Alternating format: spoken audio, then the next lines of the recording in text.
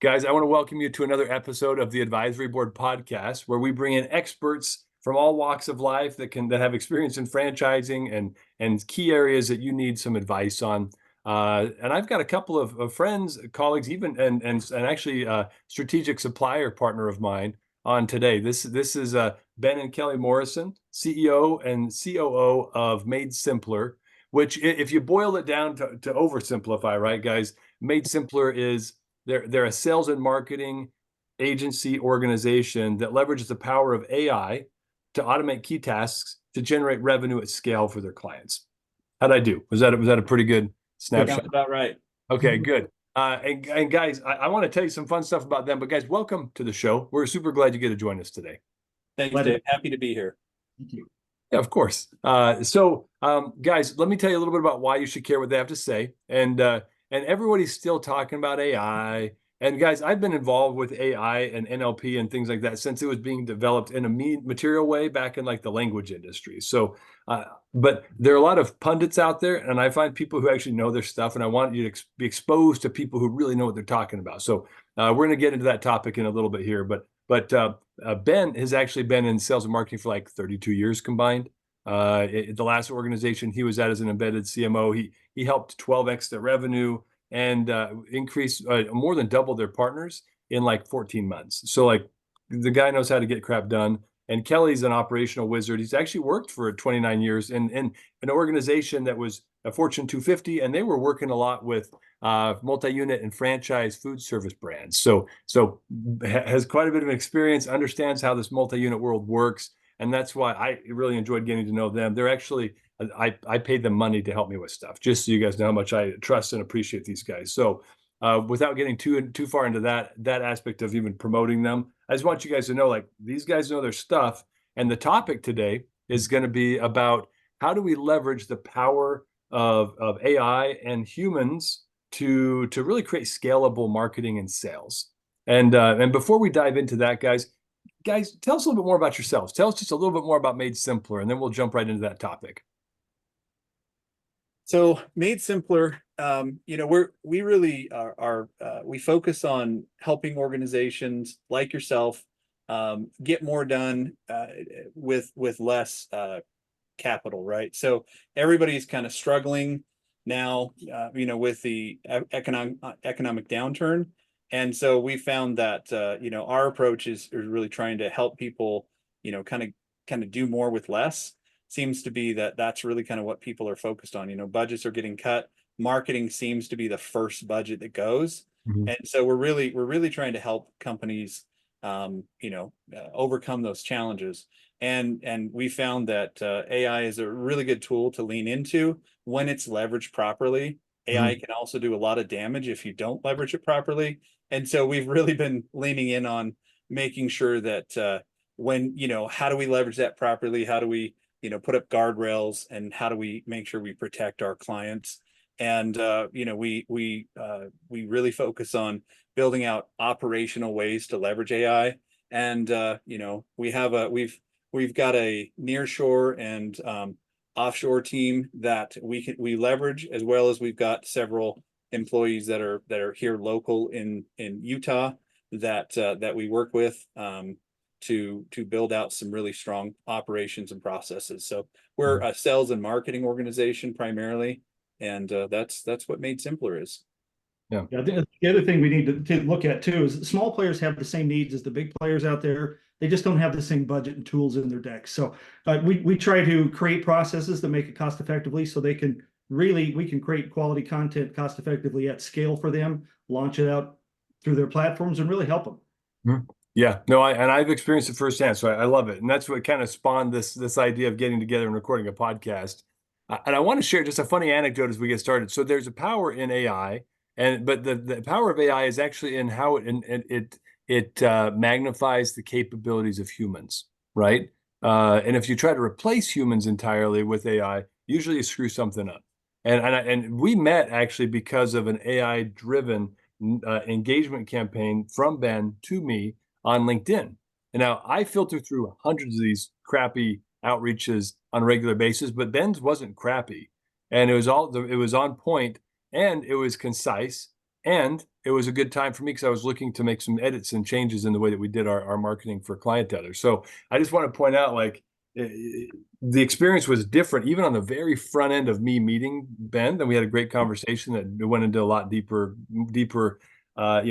engagement, and then ended up with us doing business together, right? But there's power in the way that they leverage AI that's totally different than most people, right? We all know the surface engagement. Like, you can use Chat GPT and say, write me an email. And then everyone who has any 2 cents or two wits about them knows that was written by Chat GPT because it sounds like it, right? Yeah. But there's a power in AI if it's used properly with the right scripts and the right prompts, I mean, so that it can really create value. So we're going to talk about that. But before we do, I want to ask you guys, because you've been in this for a long time. You've been building this company from the ground up around this concept of creating scale with AI. What's changing today in this ecosystem of marketing and sales and AI enabled marketing and sales that people need to be aware of right now? So I think there's, sorry, Dave, what was the question? What are the things people need to be aware of that's changing right now in this sales enablement and AI world? So I think one of the biggest changes is, every time there's advancements, it takes some time for organizations to catch up with those advancements. So a lot of times, you've got, Google, a lot of people are pushing out a lot of content, and it's taking some time for Google to catch up with it. So there's a lot of content that's getting put out there. Not all of it is good content.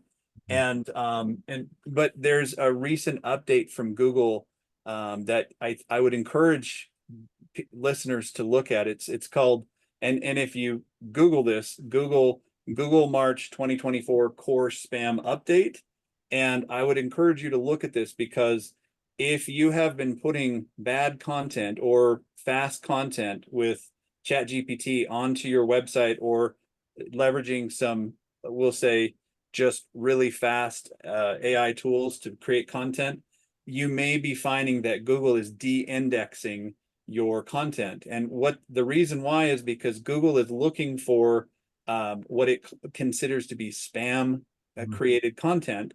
And the thing that is really important to understand is, bad quality content is never going to be the shortcut you want to take with AI or with anything, right? So the the the the adage of content is king is an adage that you should think about, but Yeah. you really need to look at good quality content is king. Bad quality content in this day and age really needs to be looked at as the joker, right? Because it's going to get you ahead temporarily, but it is going to put you behind long term, because it could take your site down, many of your pages down, long term. So you really need to be cautious when you're leveraging AI improperly to create content.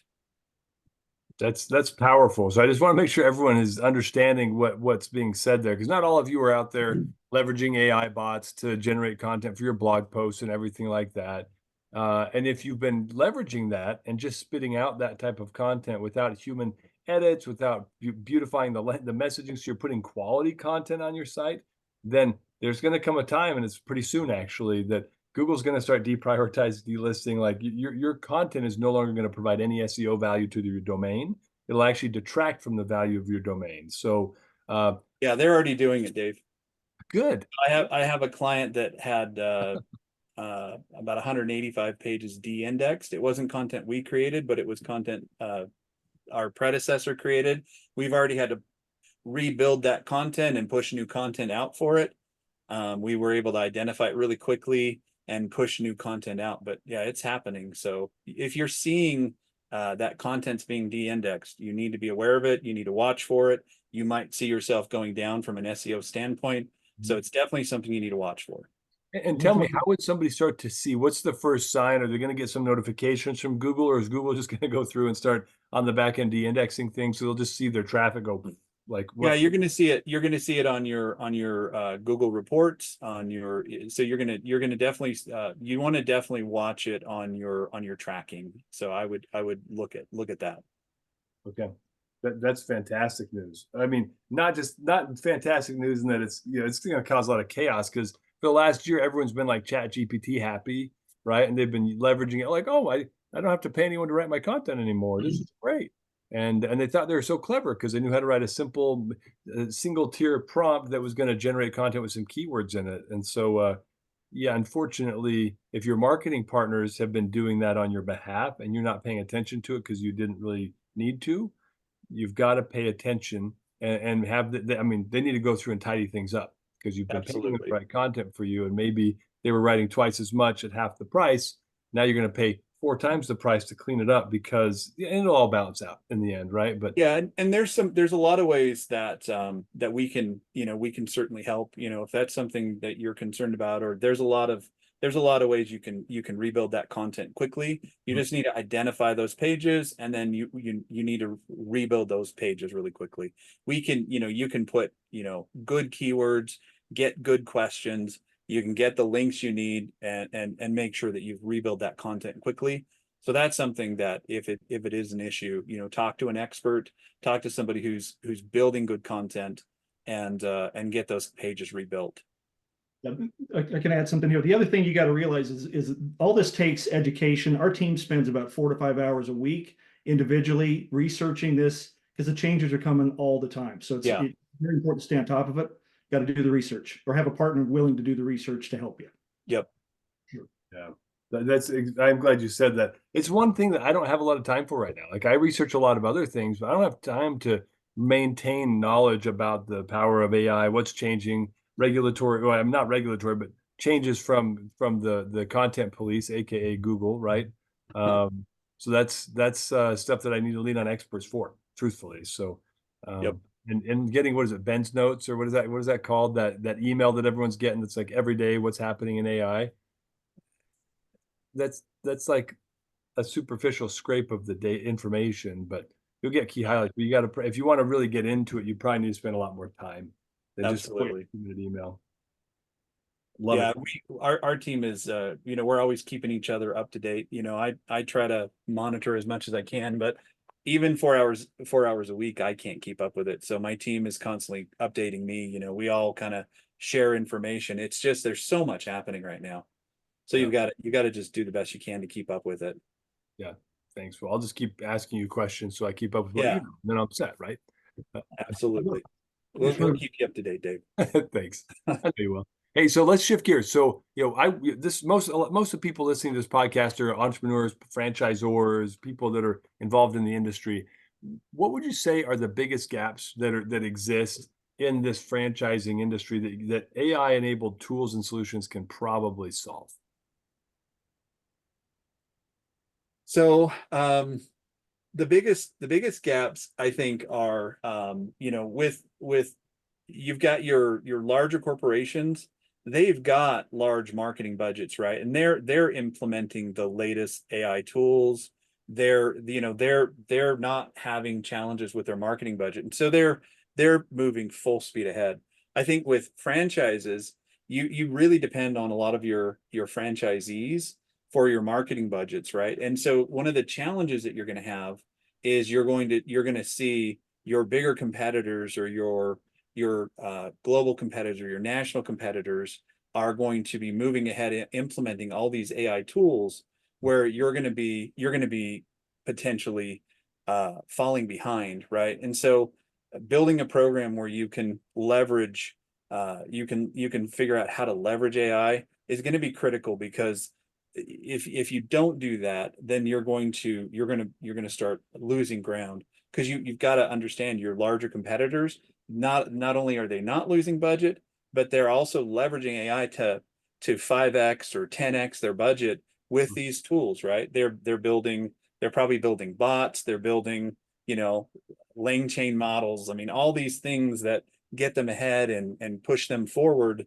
I think those are some of the challenges. And so figuring out ways to leverage AI, but in a strategic way, where you're not taking the wrong shortcuts. You're using AI in a really strategic way, I think, is really important right now.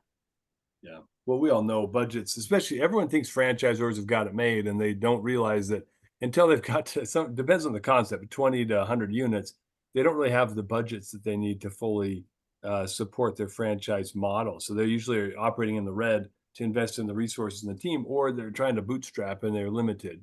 Well, and if you depend on your franchise units to be part of that marketing model, and your franchisors are starting to panic because the market's down, right? And then now your individual marketing budgets are getting decimated, right? So that's where that becomes a real challenge. Let some of the local level folks try to get a little creative sometimes and don't always follow the guidelines of the brand, and kind of get off track a little bit occasionally. So that's Yeah. also right. And Consistency. they're not investing in those AI tools, right? How do you invest into an AI program when you're depending on this fragmented model, right? So that's where it can become a challenge. Oh man, as you were saying that, I was just thinking to myself, like franchising is like herding cats, right? A bunch of Yep. entrepreneurs buy business models and don't want to follow the model. They want to be entrepreneurs. So it's just chaos sometimes, right? And AI just magnifies the chaos because most people that are playing with AI have no idea how to manage things like No. temperature and safeguards and guardrails, like you mentioned. And so if you're operating a franchise and you don't have a policy and you don't have the platform and the tools, and the guardrails in place, guess what's happening? Not what you want, right? So somebody's out there leveraging AI and they're generating content without any safeguards on it, and they're hallucinating all sorts of random crap that isn't aligned with the brand. Might even be making false promises and claims under your brand name, which is generating liability at scale, not generating content value at scale. So, Yeah. not gloom and doom or terrifying or any FUD here, but like this is a serious challenge, and there are platforms out there that have tried to be early adopters. I won't say them by name. That are trying to like generate content for franchises using AI at scale. And I've seen that content, and I've talked to people who've used that content, and it doesn't have the layers of safety and also quality that need to be in AI. AI is not a single tier process if you want it done right. And that's actually, I want to dive into that with you guys because I've learned a lot about this from you, even though I felt like I knew quite a bit already. How should businesses actually be using AI to generate quality content rather than just convenient content? Well, I think probably the best way that I can answer that is how we do it, right? Well, so I guess probably the best thing is to maybe talk about the way that we build guardrails, right? So the way that we do it is we really focus on making sure that that we build guardrails into the process, right? You've got to make sure that you are protecting you're protecting you're protecting your messaging, and kind of how the AI bot is talking, right? And so some of the things that you do is you make sure that it's I guess it's it's really not much different than the way that franchisors build a repeatable process, and when they build out any kind of process, if you build out a really strong process, that's going to protect the individual unit and franchise from having a bad undesirable outcomes on the back end, right? And so that's really the same thing when you're building an AI process. It's garbage in, garbage out. And so what you really need to do is you prep the AI up front, right? And you make sure that you set it up so that it's got a lot of you set up the AI with a lot of protections. And so if you set up some guardrails, and what we do is we set up we prep the AI so that it has a lot of facts. We tell it what's true, right? Which is really important. So if possible, you let it know. Like, for example, if we're building a blog post, for example, we tell it the keywords that are important. We tell it the questions that are important. We tell it the links that it wants to include. We tell it, external and internal. we tell it, we tell it everything that it needs to know to build that article. We tell it the personality, we tell it everything that it needs to have for it to write that content, right? And then we then have a series about 15 prompts that it uses to build layer upon layer to build that article. And you have to feed the information in a really strategic way so that it writes good content. Yeah, It I know I requires- don't want to dive too far into secret sauce either, right? And like just Yeah. teach everyone exactly what you guys are doing. But that was one thing that I was hyper impressed with Yeah. when we started chatting about how you're setting this up, in that you've got layers upon layers of well thought out, planned complexity Yep. and quality prompts along the way, where most people I talk to are like, well, here's my prompt, and Yeah. that generates my One content. single Yeah. prompt. Well, Yeah. and the thing is, Dave, is we put it in a form. We put it in like my team uses a spreadsheet, right? So they put it in a quick form, and then that form feeds all this information into the prompt. So it's really, they just quickly fill out a form, and then that builds all the prompts. And so it's just fill out the form and then go boom, boom, boom, and do your prompts. And then it goes really fast, right? Because all they have to do is build out the worksheet and then do the prompts. And then we actually have a 3-step editing process as well.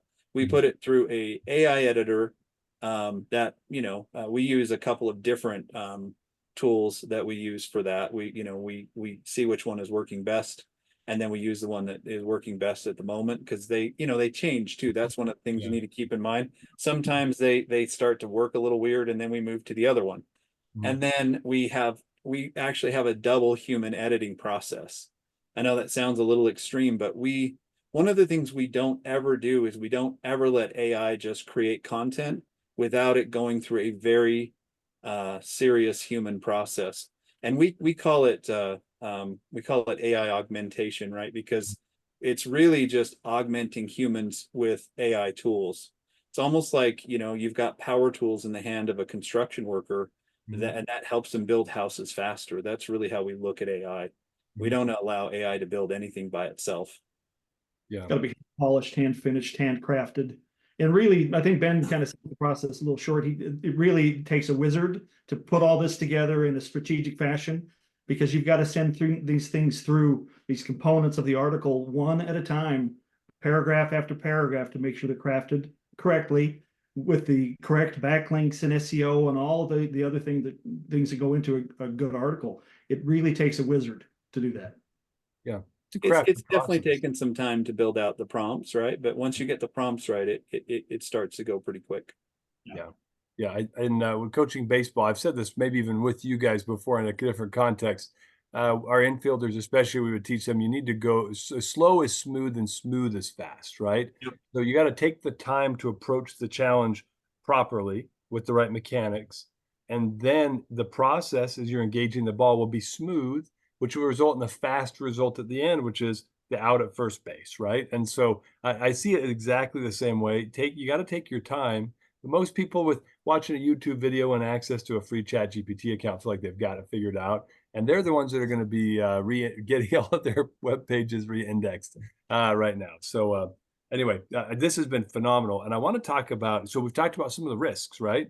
Can we talk about rewards though? So when set up properly, what does this yield? Like, what are some of the things that, if people are setting up these systems properly with multi-layered AI, prompts and proper quality control, what are you seeing right now as kind of the results of building a process like this? Well, so when we were initially doing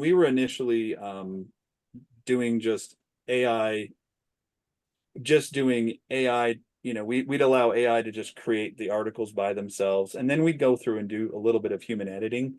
We have a SEO grader. We were getting somewhere between a 7 and a 13 on the SEO grader, and that's at the score that we have a way of kind of ranking and scoring blog posts to see how they compare to like your highest scoring articles.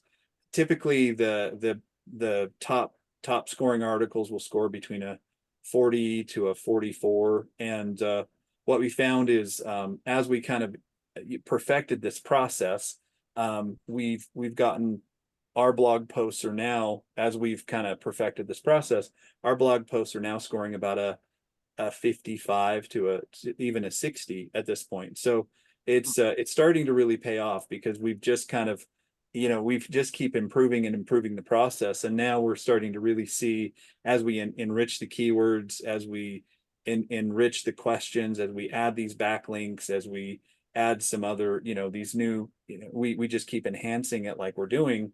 And we're not keyword stuffing either. We're getting just really good, rich content and making sure that it's written really nicely. Because we're also, that's really important too. You've got to make sure that it's written in a way that it's understandable, and it feels like a human wrote it, right? So as all these things kind of come together, it's starting, these articles are starting to score really well. Right. It's You nice to reminded see. me of like this, it's kind of a tangent, but I think it's closely tied to this.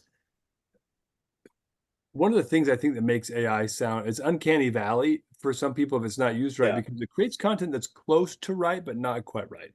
Kind of like Yeah. if you're hanging out at a party, a new guy shows up, and this is like, let's say it's a baseball, like your high school baseball buddies, and somebody brings a date, and this person wants to pretend like they know about baseball. So they're like, they talk about Otani, and then they talk about, McGuire. They bring up names and stuff. They don't actually know what's going on. They're just like Right. talking about stuff. That's what AI can really kind of sound like. And so the Yes. people that are natives, right? For example, franchising industry, you go to IFA and you start throwing around lingo, but you're using it in the wrong context. Everybody knows that you don't know what you're talking about, right? And it's the risk of not having proper editing. But what else do you guys do outside of the AI itself? Because you almost have to make sure the people that are setting the prompts up and setting the editing process up also have native understanding of the industry that you're working on. What do you guys do there? This is a very human process, not necessarily an AI process. Yeah, so we actually have, we make sure that there's at least 2 to 3 hours worth of researching that so we get, we put together articles. Whenever we build an article, we make sure the author is spending 2 to 3 hours worth of research. That may not sound like a ton of research that they're doing, but we make sure they're at least putting in a couple of hours worth of research. But we also train the AI on as far as the voice of the AI, on at least 3 articles that we use to create the voice. So that's really important, because if you don't do that, then it completely misses it. So Mhm. those are a couple of things that we do. So we make sure we train the AI on the voice, and then we make sure our writer at least has spent a couple of hours. And then we also make sure that writer, we focus our writers on niches as well. So like your writer is not just bouncing between industries. When they write articles for you, they're sticking in franchising. So that's really important, because we have a tech writer, we have a franchise writer, and those writers are not just bouncing between industries. It's really important that they get used to that industry and they stick there. So that's some of the things we do.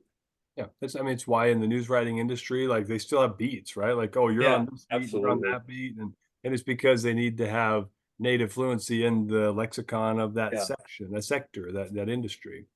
Yeah. Yeah, some of the things you want to do too, Dave, is with you, like when you're writing these prompts, and we have these prompts that we set up.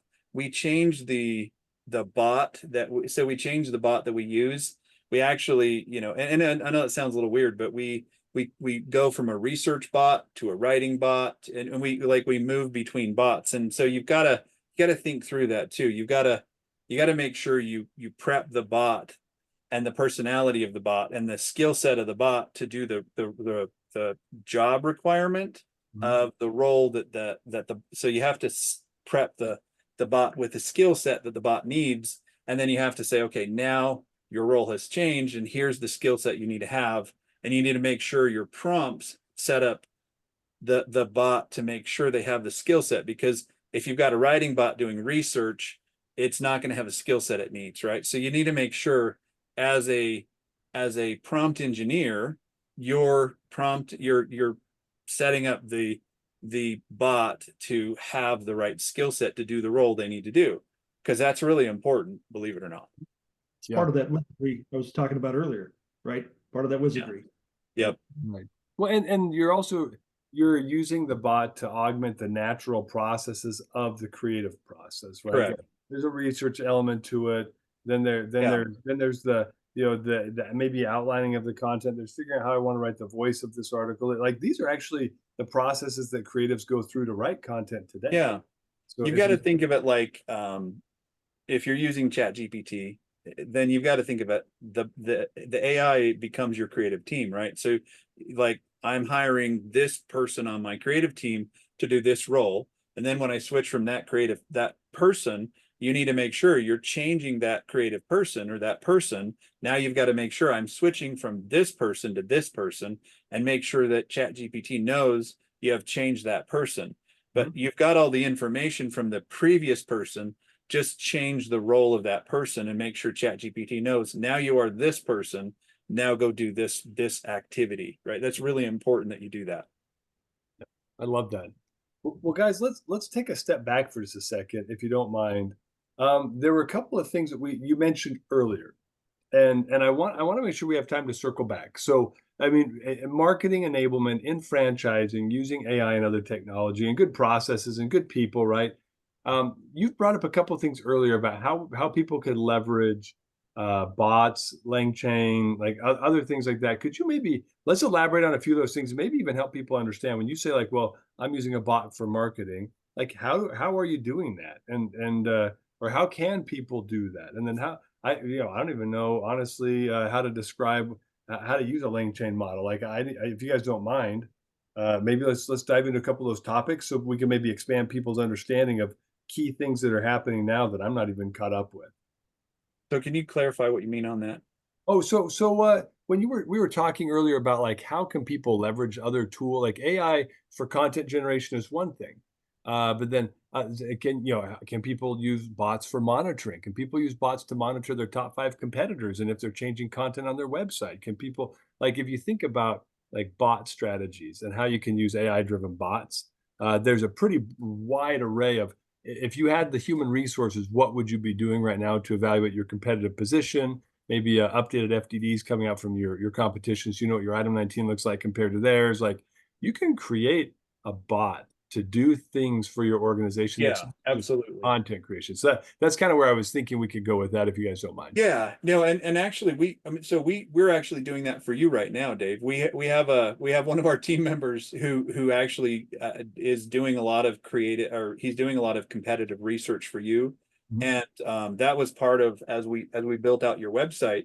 That was one of the first things we did is we did a thorough competitive analysis using and really that was a lot of that was it was leveraging a few different tools and leveraging we built some bots on ChatGPT and did a lot of different competitive analysis, but we did a deep thorough dive into what your competitors are doing. And we actually a lot of that was analyzing what was happening. What we did a deep review analysis of your competitors and really gave you a really good market analysis, and that helped us to build out redo your content on your website. So there's a lot of things that we do. There are a lot of people are leveraging AI to do completely re-engineer their sales motion, right? So they're using AI to it's actually how we reached out to you, which you mentioned at the start of this. We use AIs and augment that in our we have humans that reach out leveraging AI to really get really good engagement, and it feels very very authentic, organic, right, and authentic. But it's AI is creating a lot of the content, and then you've got humans that are doing a lot of the outreach. They're setting the appointments, and so it just flows really naturally. We've got AI tools that we're using to do email marketing, that it goes and it analyzes their LinkedIn, and it goes and creates custom email sequences throughout every step of the process. I mean, they're even, we've got there's AI tools that can not only can speed up the calling sequence, and Dave, I think you've got some tools that you've got Yeah. that you're leveraging AI, but there's even AI tools now that are even making the calls completely. So they're not even humans calling. I don't know if you guys have experienced some of those, but a lot of them you can't even tell that they're AI now. So I mean, AI is involved in almost every part of the process now. Let's talk about, I mean, that sounds like a utopian opportunity for salespeople to go golfing every day and then have appointments fill up on their Yeah. calendar, right? Like Most salespeople are scared about that whole thing, to be honest. I a don't little know that bit. utopian is the way that they're feeling about it. Yeah, some of them see the the Terminator happening there a little Yeah. bit, but I've got a lot of friends that are reaching out, sales reps that are reaching out for me for jobs because they're pretty freaked out about losing their jobs. well, the top 10% never have to worry, right? But I'm just kidding. I'm not making any commentary about your friends, Ben.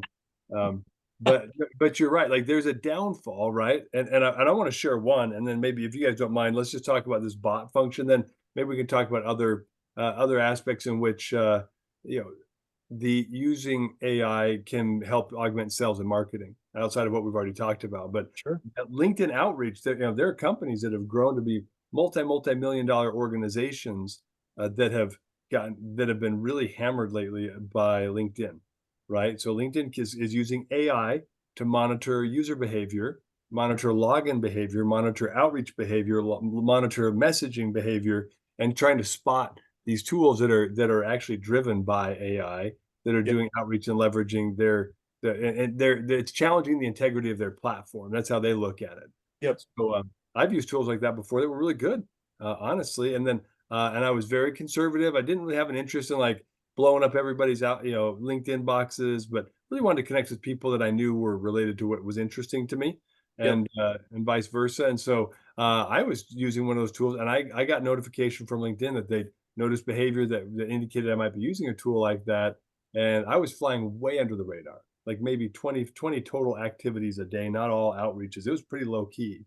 And I realized that even something as conservative as I was trying to do was risky.